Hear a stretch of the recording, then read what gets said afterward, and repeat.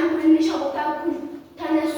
አንደኛው በየ10 ደቂቃ ሁለተኛው በየ15 ደቂቃ የሚቆሙ ከሆነ ከስንት ደቂቃ በኋላ አንድ እንደገና እኩል ይቆማሉ? ሀ በ20 ለ60 ሐመሩሃ 150 መሰላሳ። ይህን ለማወቅ የ10 ብዜቶችን እንዘረዝራለን። የ10 ብዜቶች የምንላቸው 20 የ10 ብዜቶች የምንላቸው ከ10 ከጀመርን ራሱ 10 ነው የሚመጣው። 20 30 40 50 60 እያለ የሚቀጥል ነው።